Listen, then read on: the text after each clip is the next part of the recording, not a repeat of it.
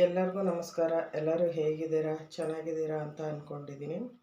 ಹಾಗೆ ಇವತ್ತು ಯಾರ್ಯಾರು ಹುಟ್ಟುಹಬ್ಬ ಆಚರಿಸ್ಕೊತಾ ಇದ್ದಾರೆ ಅವರೆಲ್ಲರಿಗೂ ಹುಟ್ಟುಹಬ್ಬದ ಆರ್ಥಿಕ ಶುಭಾಶಯಗಳು. ಹಾಗೆ ಯಾರ್ಯಾರು ವೆಡ್ಡಿಂಗ್ ಆ್ಯನಿವರ್ಸರಿ ಆಚರಿಸ್ಕೊತಾ ಇದ್ದಾರೆ ಅವರೆಲ್ಲರಿಗೂ ಹ್ಯಾಪಿ ವೆಡ್ಡಿಂಗ್ ಆ್ಯನಿವರ್ಸರಿ ಹೇಳ್ತಾ ಇವತ್ತಿನ ವಿಡಿಯೋನ ಶುರು ಮಾಡೋಣ. ಶುರು ಮಾಡೋಕ್ಕಿಂತ ಮುಂಚೆ ಸಬ್ಸ್ಕ್ರೈಬ್ ಆಗಿರೋರೆಲ್ಲರಿಗೂ ಧನ್ಯವಾದಗಳು. ಯಾರ್ಯಾರು ಸಬ್ಸ್ಕ್ರೈಬ್ ಆಗದಲ್ಲೇ ಹಾಗೆ ವಿಡಿಯೋ ವಾಚ್ ಮಾಡ್ತಾಯಿದ್ದಾರೆ ಅವ್ರು ದಯವಿಟ್ಟು ಸಬ್ಸ್ಕ್ರೈಬ್ ಮಾಡಿ ನನ್ನ ಯೂಟ್ಯೂಬ್ ಚಾನಲ್ಗೆ ಸಪೋರ್ಟ್ ಮಾಡಿ. ಇವತ್ತೇನು ವಿಡಿಯೋ ಮಾಡ್ತಾಯಿದ್ದೀನಿ ಅಂತ ಅಂದರೆ ಇವತ್ತು ಮೂಲಂಗಿ ಬೇಳೆ ಸಾಂಬಾರು ಮಾಡ್ತಾಯಿದ್ದೀನಿ. ಯಾವ ಥರ ಮಾಡೋದು ಅಂತ ನೋಡೋಣ ಬನ್ನಿ. ಮೂಲಂಗಿ ಮತ್ತು ಬೇಳೆ ಸಾರು ಮಾಡಲಿಕ್ಕೆ ಏನೇನು ಬೇಕಂತ ಅಂದರೆ 2 ಹಿಡಿ ಬೇಳೆ ಮತ್ತು ಮೂಲಂಗಿ ಮತ್ತು ಆಲೂಗೆಡ್ಡೆ ಇದನ್ನು ಕಟ್ ಮಾಡಿ ನಾನು ನೀರಲ್ಲಿ ನೆನೆ ಹಾಕಿದ್ದೀನಿ. ಮತ್ತು ಈರುಳ್ಳಿ ಟೊಮೊಟೊ ಇದಿಷ್ಟನ್ನು ಕುಕ್ಕರೊಳಗೆ ಹಾಕಿ 3 ವಿಷಲ್ ಹೊಡೆಸ್ಕೊಳ್ಳೋಣ. ರುಬ್ಲಿಕ್ಕೆ ಏನೇನು ಬೇಕಂತ ಅಂದರೆ ಕಾಯಿ, ಅರ್ಧ ಭಾಗ ಕಾಯಿ ಮತ್ತು 2 ಟೊಮೊಟೊ ಮತ್ತು 2 ಈರುಳ್ಳಿ, ಜೊತೆಗೆ ಖಾರ ಪುಡಿ ಮತ್ತು ಕಡಲೆ ಹಾಕಬೇಕು. ಇಷ್ಟು ರುಬ್ಬಬೇಕು. ಇದು ಸಾಂಬಾರನ್ನ ಫಸ್ಟು ವಿಷಲ್ ಹೊಡೆಸ್ಕೊಳ್ಳೋಣ.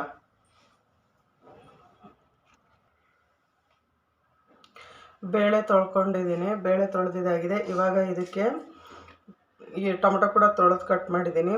ಈರುಳ್ಳಿ, ಬೇಳೆ ಮತ್ತು ಟೊಮೊಟೊ, ಹಾಗೆ ಇದ್ರ ಜೊತೆಗೆ ಹೆಚ್ಚಿಟ್ಟಿರೋಂಥ ಮೂಲಂಗಿ. ನಾನು ಮೂಲಂಗಿ 1/4 kg ಮೂಲಂಗಿ ತೊಗೊಂಡಿದ್ದೀನಿ. ಹಾಗೆ 1 ಆಲೂಗೆಡ್ಡೆ ತೊಗೊಂಡಿದ್ದೀನಿ, ದಪ್ಪ ಸೈಜಿಂದು 1 ಆಲೂಗೆಡ್ಡೆ ತೊಗೊಂಡಿದ್ದೀನಿ. ಆಲೂಗೆಡ್ಡೆ, ಈರುಳ್ಳಿ, ಟೊಮೊಟೊ, ಬೇಳೆ ಇಷ್ಟನ್ನು ಹಾಕಿ ಜೊತೆಗೆ ಸ್ವಲ್ಪ ಉಪ್ಪು, ಅರಿಶಿನ ಪೌಡ್ರ್ ಹಾಕ್ತಾಯಿದ್ದೀನಿ. ಸ್ವಲ್ಪ ಹಾಕ್ಕೊಳ್ಳಿ ಉಪ್ಪು, ಸಾಂಬಾರು ಆಗುವಾಗ ಕೂಡ ಉಪ್ಪು ಹಾಕ್ತೀವಿ. ಇವಾಗ ಸ್ವಲ್ಪ ಉಪ್ಪು ಹಾಕಿದ್ದೀನಿ ತರಕಾರಿ ಬೇಯಲಿಕ್ಕೆ. ಉಪ್ಪು ಮತ್ತು ಅರಿಶಿನ ಪೌಡ್ರ್ ಹಾಕಿದ್ದೀನಿ, ಸ್ವಲ್ಪ ಹಾಕ್ಕೊಳ್ಳಿ ಉಪ್ಪು. ಇವಾಗ ಇದಕ್ಕೆ 3 ಲೋಟ ನೀರು ಹಾಕ್ತಾಯಿದ್ದೀನಿ. ನೋಡಿ, 3 ಲೋಟ ನೀರು ಹಾಕ್ಬಿಟ್ಟು ಇದನ್ನು ವಿಷಲ್ ಹೊಡೆಸ್ಕೊಳ್ಳೋಣ. ಈಗೆಲ್ಲ ಹಾಕಿದ್ಮೇಲೆ ಇದನ್ನು ಮಿಕ್ಸ್ ಮಾಡೋಣ. ಮಿಕ್ಸ್ ಮಾಡಿಬಿಟ್ಟು ಈಗ ಇದನ್ನು ವಿಷಲ್ ಹೊಡೆಸ್ಕೋಬೇಕು. ಇದು ತರಕಾರಿ ಬೇಯಲಿಕ್ಕೆ 3 ವಿಷಲ್ ಬೇಕು. 3 ವಿಷಲ್ ಹೊಡೆಸ್ಕೊಳ್ಳೋಣ.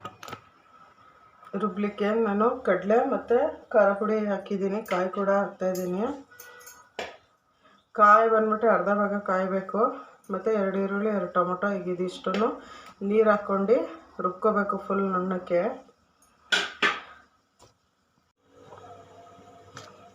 ಈ ಥರ ರುಬ್ಕೋಬೇಕು. ಇವಾಗ ಇದು ಫುಲ್ ಸಣ್ಣಕ್ಕೆ ಪೇಸ್ಟ್ ಆಗಿದೆ.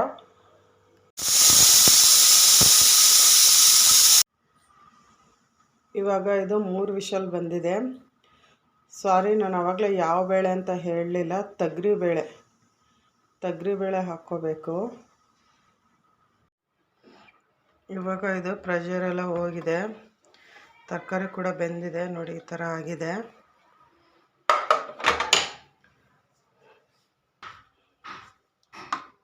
ಈ ಥರ ಬೇಳೆ ಟೊಮೊಟೊ ಎಲ್ಲ ಫುಲ್ ಬೆಂದು ಹೋಗಬೇಕು. ಆ ಥರ 3 ವಿಷಲ್ ಹೊಡೆಸ್ಕೋಬೇಕು. ಇವಾಗ ಸಾಂಬಾರು ಮಾಡೋಣ. ಇದು ತರಕಾರಿ ಬೇಯಿಸಿರೋದಷ್ಟೇ. ಇವಾಗ ಸಾಂಬಾರು ಮಾಡೋದು. ಎಣ್ಣೆ ಕಾದಿದೆ, ಸಾಸಿವೆ ಹಾಕ್ತಾಯಿದ್ದೀನಿ. ಸಾಸಿವೆ ಹಾಕಿದ್ಮೇಲೆ ಕರ್ಬೇವಿನ ಸೊಪ್ಪು ಹಾಕಬೇಕು. ಎಣ್ಣೆ ಚೆನ್ನಾಗಿ ಕಾದಿರಬೇಕು, ಆವಾಗ ಸಾಸಿವೆ ಸಿಡಿಯುತ್ತೆ. ಅದಾದಮೇಲೆ ಕರ್ಬೇವಿನ ಸೊಪ್ಪು ಹಾಕೋಣ.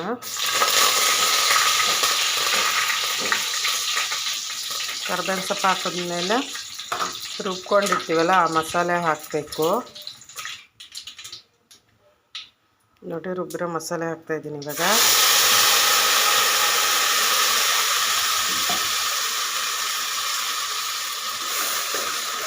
ಇದು ಚೆನ್ನಾಗಿ ಮಿಕ್ಸ್ ಮಾಡೋಣ.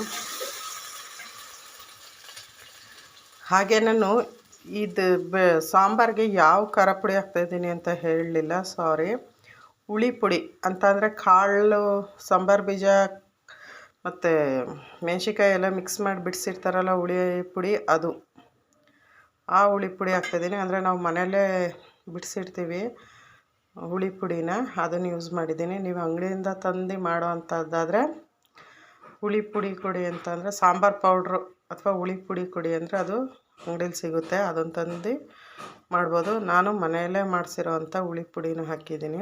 ಸಾಂಬಾರು ಪುಡಿ, ಹುಳಿ ಪುಡಿ ಅಂದರೆ ಕಾಳು ಎಲ್ಲ ಹಾಕಿ ಖಾರ ಪುಡಿ ಬಿಡಿಸ್ತಾರಲ್ಲ ಅದು.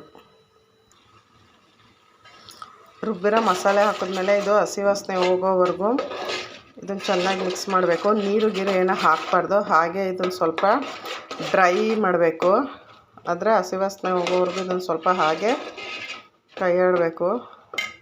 ಚೆನ್ನಾಗಿ ಅದು ಮಿಕ್ಸ್ ಆಗೋವರೆಗೂ ಚೆನ್ನಾಗಿ ಕೈ ಆಡಿಸಿಲ್ಲ ಅಂತ ಅಂದರೆ ಇದರಲ್ಲಿ ತಳ ಹಿಡಿದು ಬಿಡುತ್ತೆ. ನೋಡಿ, ನನಗೆ ಸ್ವಲ್ಪ 1-2 ಸೆಕೆಂಡ್ ಆಗಿದ್ದಕ್ಕೆ ತಳ ಹಿಡ್ದಂಗಾಗಿದೆ. ಆ ಥರ ಆಗಬಾರ್ದು, ಸಾಂಬಾರು ಚೆನ್ನಾಗಲ್ಲ.